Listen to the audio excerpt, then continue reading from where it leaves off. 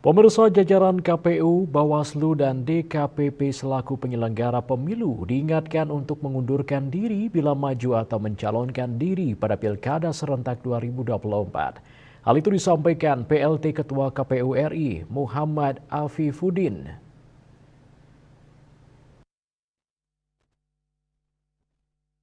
Pria yang akrab disapa Afif dalam rapat koordinasi penyelenggaraan Pilkada serentak tahun 2024 di wilayah Sumatera yang dipantau secara daring dari Jakarta, dikutip dari kantor berita Antara mengungkapkan bagi penyelenggara yang KO di tengah jalan yang ingin menjadi kepala daerah itu dihitung harus mundur paling lambat 45 hari sebelum pendaftaran calon.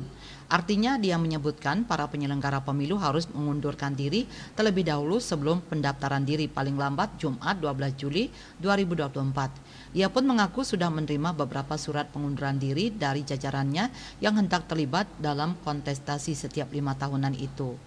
Selain itu, Afif menegaskan ketentuan ini dimuat dalam pasal 14 Peraturan KPU PKPU nomor 8 tahun 2024 tentang pencalonan gubernur dan wakil gubernur bupati dan wakil bupati serta wali kota dan wakil wali kota.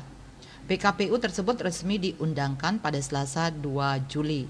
Adapun ketentuan ini berubah dibanding syarat pengunduran diri penyelenggara pemilu pada PKPU sebelumnya, yaitu PKPU nomor 9 tahun 2020. Pada PKPU tersebut, penyelenggara pemilu yang ingin maju dalam pilkada harus mundur sebelum dibentuknya petugas pemilu badan ad hoc seperti PPK, Panitia Pemilihan Kecamatan, dan PPS, Panitia Pemungutan Suara. Bali Pos melaporkan.